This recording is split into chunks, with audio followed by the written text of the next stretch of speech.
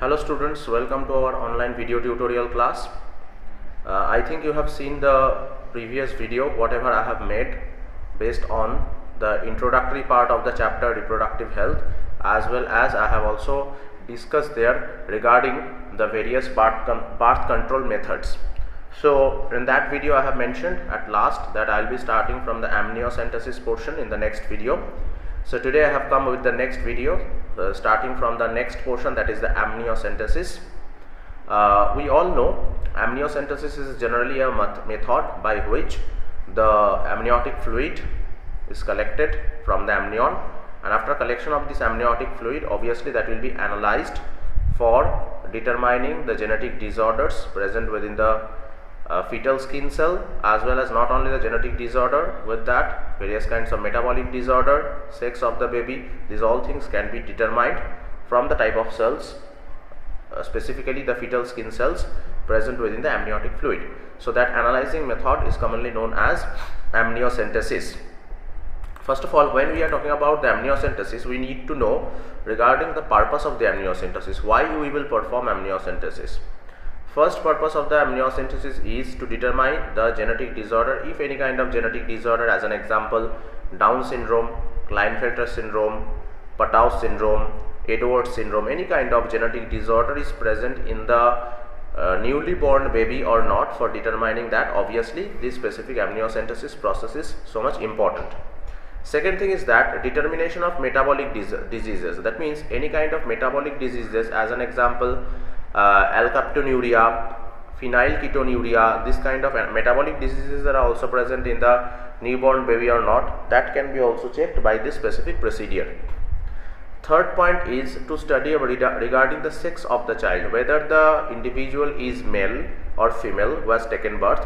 That can be also finalized, or that can be also determined by this specific type of process, that is amniocentesis. Next one, to perform the chromosomal analysis, that means whatever the chromosomes are present, their structural analysis can be done by this specific process of amniocentesis. And at the last, we can say regarding the karyotyping. Karyotyping means the chromosomes which are present in the newborn baby, arrangement of the chromosomes according to their number, according to their sequence. So that specific sequencing of the newborn baby's chromosome, and with that the structural analysis of the chromosomes, that can be also done by this specific process of karyotyping, and as well as by this specific type of the process, that is amniocentesis. So for these 5 different purposes, amniocentesis process is very much important to perform. Coming to the next point, that is the mechanism, that means how we can perform the amniocentesis mechanism. So for that, first of all, we need to collect the amniotic fluid. A very little bit amount of amniotic fluid has to be collected from mother's womb. After collection, we need to perform the centrifugation, because the type of cells which are present within that specific amniotic fluid is a fetal skin cells. So we need to precipitate those fetal skin cells. Otherwise, if we will not precipitate those fetal skin cells, obviously we can't carry forward our experiment, or we can't carry forward our process of analysis. So for that reason, amniotic fluid has to be rotated by the centrifugation process, and after centrifugation, obviously there should be 2 parts, one is pellet, another one is supernatant.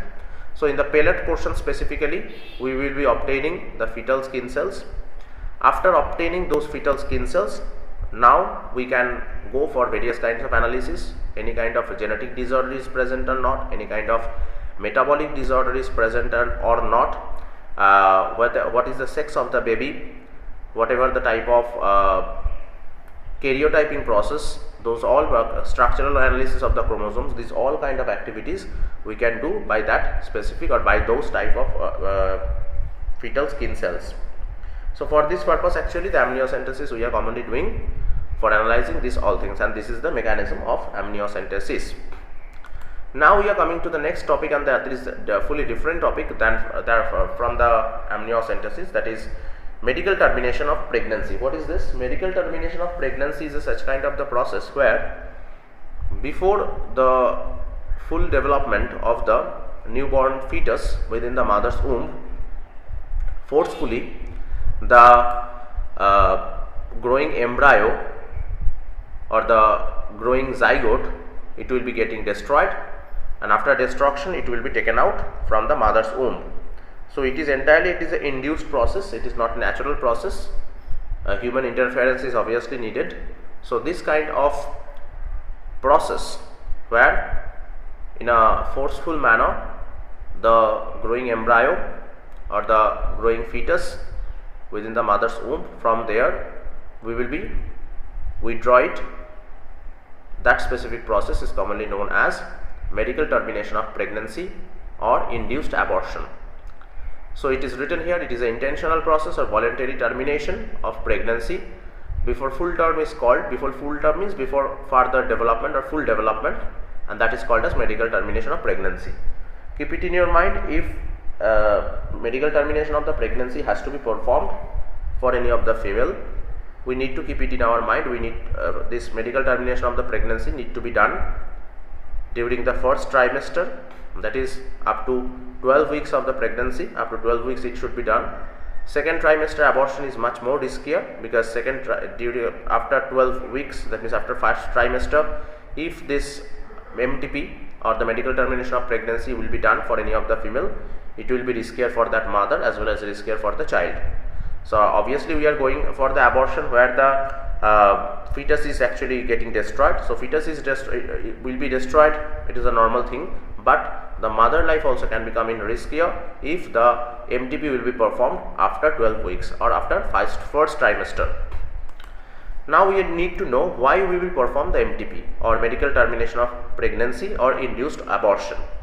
These are the following reasons for which purposes we will be performing MTP. First one, women whose physical or mental health were endangered by the pregnancy.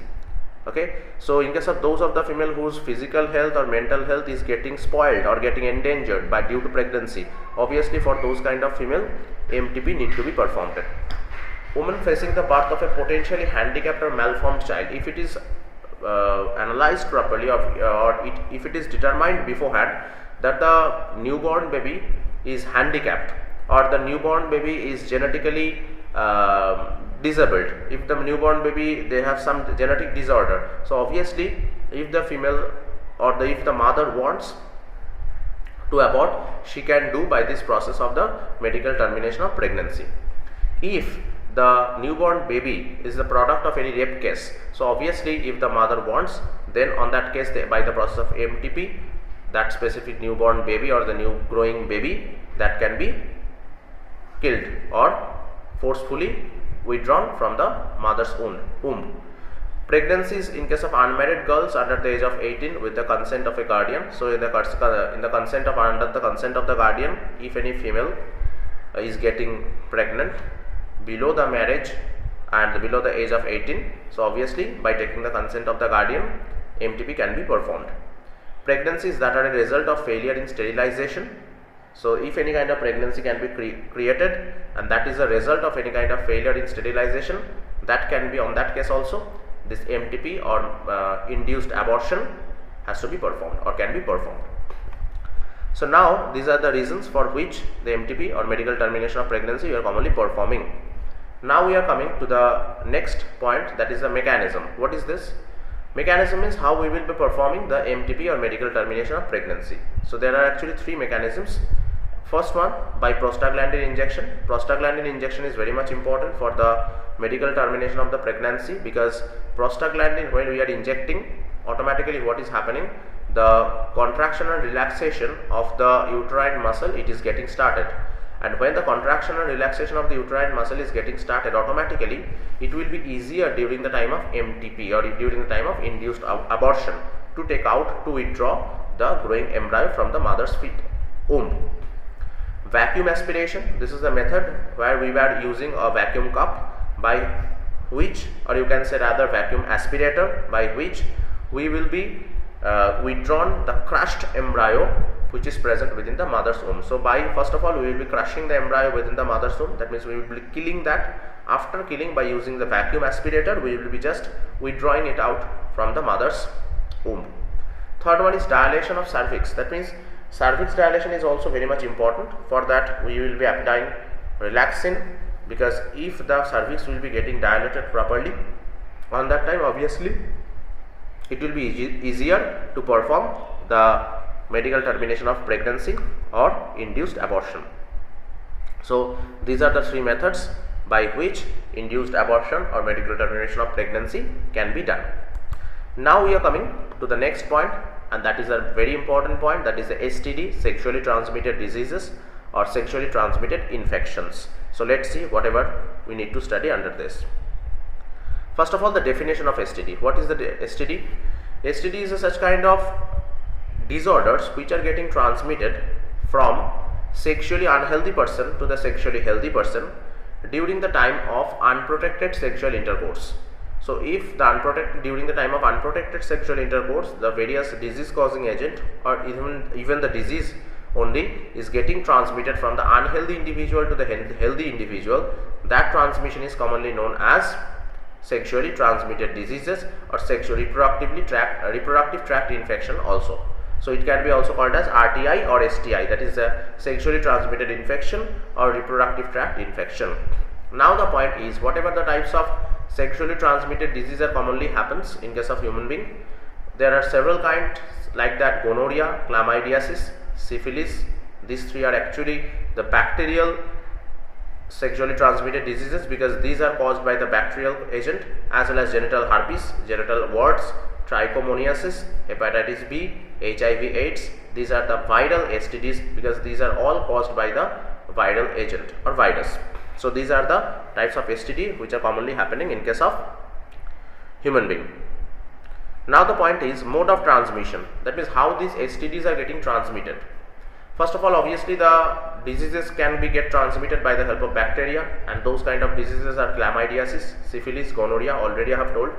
These kind of diseases can get transmitted by the help of viruses also, as an example AIDS, hepatitis, genital warts, genital herpes. These are the viruses are also present for transmitting the diseases. This specific type of bacteria or virus which are causing the disease, they can be even get transmitted by the injection needle also, because if the injection needle has been used for any other patient, and if that needle will be used for for a new patient, automatically if that needle has been used for any sexually transmitted disease affected individual, obviously now from that specific needle the disease will be getting transmitted to the healthy individual. By using the surgical instruments also, these diseases can be transmitted from the infected person, as well as directly from the infected person by the help of sexual intercourse. This specific type of disease can be get transmitted, that is written in the point number 3. If the blood of the infected person will be getting transmitted within the healthy person, on that case also the disease can be get transmitted through the blood. And the last one, that means if any mother is getting infected, obviously if fetus is present within the mother's womb, then the fetus also can be get affected by this kind of sexually transmitted disease, because through the placenta the disease causing agent, it will be getting transmitted from the mother to fetus. Now we will be discussing about their symptoms, whatever the symptoms are commonly found in case of sexually transmitted diseases. There are the various symptoms which are commonly found in case of sexually transmitted diseases. First one, itching in the internal reproductive organs. The fluid will be discharged through the male or female external genitalia. Slight pain will be there inside the reproductive tract or reproductive organ. Swelling can be get created also. Burning sensation can be felt during the time of urination, and abdominal pain will be created in the specifically genital regions. So these are the most common symptoms found in case of these sexually transmitted diseases. Now the point is, this could lead to the complications, such as whatever the complications can be found. The complications are, for these sexually transmitted diseases, pelvic inflammatory diseases can be occurred. Abortion has to be done to reduce this kind of problems of sexually transmitted diseases. Stillbirth can happen. In case of some of the female, ectopic pregnancy also can take place. Ectopic pregnancy means actually during the time of pregnancy, that growing fetus or the growing embryo is present within the female womb or within the uterus, but if the implantation of the blastula has happened to any other area instead of uterine lining. So on that time, that pregnancy is commonly known as ectopic pregnancy. So that can happen. This kind of STDs are causing infertility also for the female, and this kind of STDs are also causing cancer or in the reproductive tract. So abortion, stillbirth, ectopic pregnancy, infertility, cancer in the reproductive tract, as well as pelvic inflammatory diseases, these are the complications can arise due to these sexually transmitted infections or sexually transmitted diseases, or rather reproductive tract infections, RTIs. Now, simple principles for avoiding STIs. That means if any individual is suffering from the sexually transmitted infections, whatever the simple principles are present to avoid that. First one, avoid sex with the unknown partner or multiple partner. Obviously, if we can avoid the sex with the multiple partner, unknown partner, obviously this kind of problem of STD can be avoided. Use of barrier method during the time of coitus. That means use of condom, femidome, this kind of diaphragm, vault, this kind of tools or devices we need to use during the time of sexual intercourse, so that we can avoid this kind of sexually transmitted diseases. As well as if anybody is suffering from the sexually transmitted diseases, that individual should consult with the doctor for early detection of the STIs. So early detection of the sexually transmitted disease is very much necessary, because if the delay will happen, it will create more problem. Quick treatment if is needed. So if the detection will be done properly, then very quick treatment it has to be started, because if also treatment will be started in a delayed manner, then the disease can be getting spread within the body of the individual human, and afterwards by providing a higher level of treatment also, that specific individual human cannot be saved. So for that reason, quick treatment is also very much needed for this kind of STIs. So I think the sexually transmitted disease, their symptoms, whatever the processes to avoid those STDs, those things I think very much clear to each and every one. Now we are just moving for the next topic, that is a new topic, that is infertility. We all know infertility is such kind of problem in modern era which is commonly found in case of male as well as female, and infertility is such a problem in most of the cases which is not getting cured properly, because it's non-curable. So for that reason, there are two types of male infertility we will be discussing today. One is the male infertility as well as female infertility, and not only we will be discussing regarding the various problems in male and female, with that what can be the solution, whatever the various strategies or procedures are actually present to reduce this kind of problems, infertility problems, that also or those also we will be discussing in this specific video. So first of all, we are starting with male infertility. Let's see whatever the infertility problems can be found commonly in case of male. First of all, these are the three common problems which are found in case of male regarding infertility. First one is azoospermia. Azoospermia is a medical condition of a man whose semen contains no sperm. That means absence of motile sperm in the semen. That is the first problem which is told here. That is the azoospermia. Azoospermia means absence of motile sperm in the semen, and it is obviously associated with infertility issue. Next one, oligospermia. Oligospermia means if the sperm count in the semen is less. So if the sperm count in male semen, if it is less, then obviously it is characterized by oligospermia. Third point is asthenozoospermia. Asthenozoospermia or asthenospermia is actually the medical terminology which we are using for making us understand that reduced sperm motility. That means in case of any of the male, if it is found that sufficient number of sperms are present within the semen, but the motility of the sperm anyhow it has got reduced. Okay, so that specific individual human, it will be told that for that person he is suffering from asthenozoospermia or asthenospermia.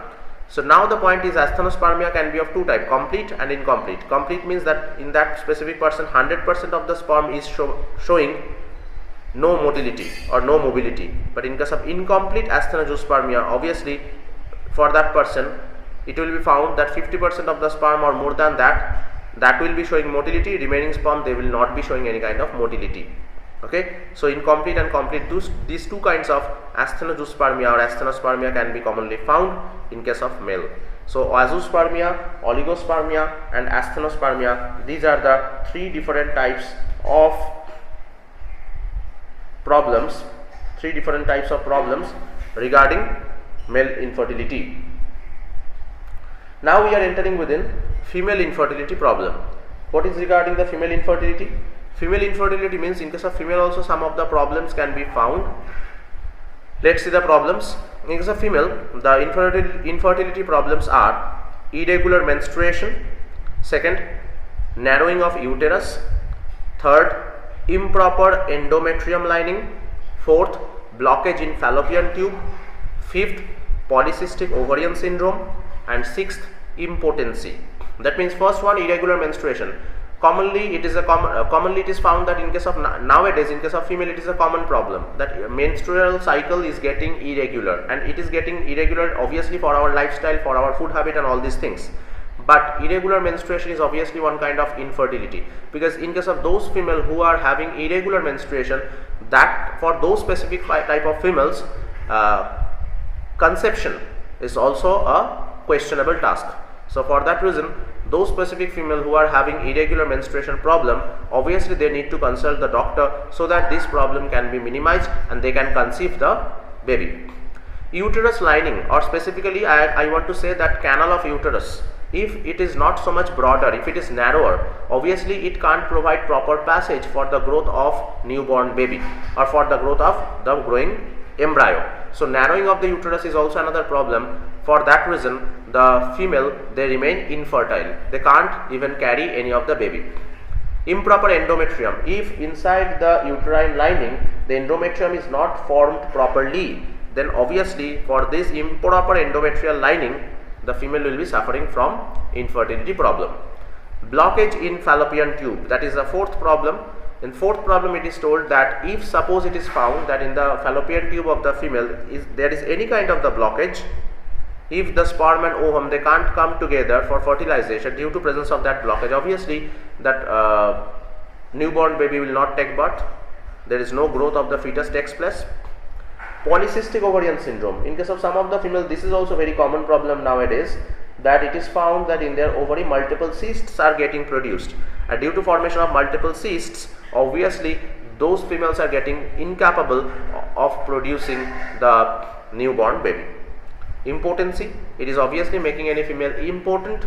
Rather, you can say their ovaries or any of the reproductive organ or reproductive part is getting non-functional, and for that reason these females are totally get incapable of conception. So they can't conceive a new baby. So for that reason, these are the common problems which can be commonly found in case of female regarding infertility.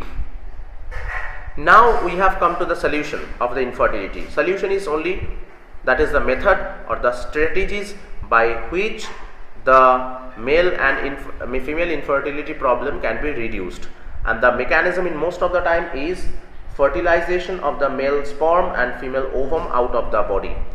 So assisted reproductive technologies means those specific type of technologies by which we can fertilize male sperm and female ovum out of the male and female body within a artificial environment by providing all kinds of natural requirements. So this specific type of methodology or this kind of technologies are commonly known as assisted reproductive technologies. So within the assisted reproductive technologies, whatever the various technologies we need to study or what we need to discuss, first is the IVFET, that is in vitro fertilization embryo transfer, that is the first method. Gamete intrafallopian transfer, that is the second method. Third, ZIFT, zygote intrafallopian transfer, that is the third method. Fourth, AI, artificial insemination, that is the fourth method.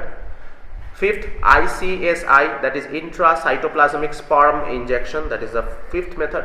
And sixth, that is IUI, that is intrauterine insemination, that is the sixth method. So these six methods are there under assisted reproductive technologies. So one by one now we will be discussing each and every method. First we have come to the IVFET or in vitro fertilization embryo transfer method. In this method, what is happening? In this method, actually the male sperm and the female ovum will be collected from the respective male and female individual who are actually the couple or who wants baby. So this after collection of the sperm and ovum, those will be washed properly, and after washing, those sperm and ovum will be kept within a petri dish. And after keeping within the petri dish, proper culture media will be provided, proper environment will be provided, temperature, pH and all these things for further fertilization. If the fertilization will be getting over, after that the zygote will be getting formed, and zygote will be getting increased up to 8 to 16 celled stage. So the zygote will be grown out up to 8 to 16 celled stage, that means up to blastula stage, and just the blastula stage arrived, then the blastula will be implanted within the endometrial lining of the female. So that is the embryo transfer. So this is actually the in vitro fertilization, where the fertilization is taking place outside of the female body. That's why it is in vitro fertilization. And up to blastula development, we will be waiting. Just the blastula will get developed. This blastula will be implanted within the endometrial lining of the female. So it will be the embryo transfer. So for that reason, this method is commonly known as IVF-ET or in vitro fertilization embryo transfer. Let's see the procedure. It can be steps of in vitro fertilization is mainly 5 steps. First of all, we need to stimulate the ovary of the female by the FSH and LH injection. Why? Because if the ovary will be getting stimulated, multiple ovum will be getting produced at a time. So after stimulation, oocyte will be retrieved. Oocyte means secondary oocyte, or ovum I am talking about. So the oocyte will be retrieved or removed from the female body. Next, sperm also will be retrieved from the male body, obviously from the male testicles or epididymis. Then the sperm will be washed properly, and within the petri dish the fertilization will be performed.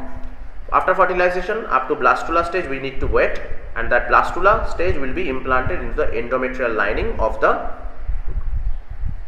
female, and that is the embryo transfer. Then entire developmental process of the embryo, it will take place within the female body. So this is the steps of in vitro fertilization what I have discussed. Next, gamete intrafallopian transfer or gift. What is gift? In the gift, sperm and eggs are placed in a fallopian tube to allow fertilization in the natural site. That means isthmus ampullary junction. In the natural site the fertilization takes place. For allowing that, we are performing gift. The woman must have at least one normal open fallopian tube. If the female should have one at least normal open fallopian tube, then only this gift process can be performed. That means the gametes will be collected from the male and female individual respectively. After that, those will be transferred within the fallopian tube, and fallopian tube where specifically in that portion where the fertilization takes place, that is the isthmus ampullary junction. After transferring, obviously the fertilization will be taking place, and then the further developmental process will happen. ZIFT, zygote intrafallopian transfer. What it should be done here? Eggs and sperms will be collected from the respective male and female individual or couples. The collected sperm is combined with the eggs, obviously outside of the body, that is the in vitro fertilization will be performed. After that, the embryo will be transferred, specifically the zygote will be transferred or inserted within the upper portion of the fallopian tube. That means just after the isthmus ampullary junction, the zygote will be transferred, and from the upper portion of the fallopian tube, when that zygote will be coming towards the endometrium portion of the uterus, within that time the blastula has been formed, and that blastula will be further get implanted in the endometrial lining. So this is actually the target of zygote intrafallopian transfer, where we will be producing zygote outside of the female body artificially, and after that the zygote will be getting transferred within the upper portion of the fallopian tube, and from there gradually when the zygote will be coming up to endometrium, within that time the formation of blastula will get completed, and after that it will be get implanted in the inner wall of endometrium. Artificial insemination, what is that? Artificial insemination is the deliberate introduction of the sperm into the female cervix or within the uterine cavity. So this specific process is commonly known as artificial insemination. Now the point is, during the process of artificial insemination, the sperms can be inseminated or deliberately can be introduced within some of the portions of the female reproductive tract. If the sperm will be introduced in the uterine portion of the female reproductive tract, then it is known as intrauterine insemination. Second, if the sperm will be introduced in the cervix region of the female reproductive tract, then it is known as intracervical insemination. Next, if the sperm will be introduced in the fallopian tube directly, then it is known as intratubal insemination. And at last, if the sperm will be introduced in the vaginal location or vaginal canal, then it is known as intravaginal insemination. So now, which specific type of insemination will be performed by the doctor, that is depending on the structure of the female reproductive system entirely. Which of the portions, suppose uterine, cervix, fallopian tube and vagina, out of these 4 portions, which of the portions are not normal, showing abnormality? So on those specific portions, the semen or the sperm will not be transferred. Which portions are showing normality, which portions are properly present, no problems are there regarding those portions, there only during the time of artificial insemination the semen or the sperm will be inseminated, not in other portion. Going for the next point. Next point or the next type of assisted reproductive technology is ICSI, that is intracytoplasmic sperm injection. This is the method where directly the sperm will be introduced, or rather the sperm nucleus will be introduced within the cytoplasm of the egg. So here actually it is found that if the sperm is not having motility, on that time the artificially the sperm nucleus, or rather the entire sperm will be introduced within the egg cytoplasm, and it is obviously the more updated method than GIFT and ZIFT and that artificial insemination, because here the sperm nucleus of the sperm is directly introduced within the cytoplasm of the egg, and this egg is obviously, it should be obtained by the process of in vitro fertilization, because during the time of in vitro fertilization, whatever the egg we are collecting, by that we can continue this ICSI process. Here you can see the process of ICSI. Egg will be held by a tool, and within the egg cytoplasm, by the help of injection needle, we are introducing the sperm. So sperm is injected into the cytoplasm of the egg using fine needle, and that is directly performed. So this is ICSI, and there is no failure of fertilization, because fertilization should be happening in this specific process. Intrauterine insemination, what is that? Intrauterine insemination is a such kind of process where the semen or the sperm will be inseminated within the uterus portion specifically, and that is facilitating the fertilization process. The goal of this IUI is to increase the number of the sperm that reach the fallopian tubes and subsequently increase the chance of fertilization. We have already studied about artificial insemination. Under artificial insemination, intrauterine insemination was there. So if we can inseminate the sperm or the semen in the uterus, we will do that, because the main target of this insemination process is that more number of the sperm, if we will inseminate the sperm within the uterus portion, so more number of the sperms, they can reach up to the fallopian tube and subsequently increases the opportunity or the chances of fertilization. So obviously for obtaining that, intrauterine insemination is the most appropriate method within the artificial insemination than others.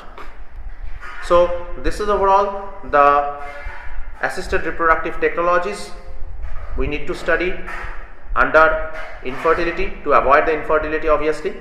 And before that, I have also discussed about the various kinds of male infertility and female infertility problems.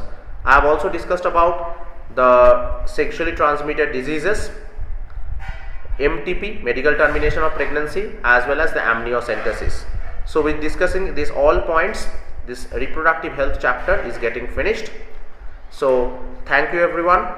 I think this entire video, whatever I have prepared, you people has understood properly, and obviously I think you have enjoyed this video a lot. Thank you everyone for listening this video. Thanks a lot.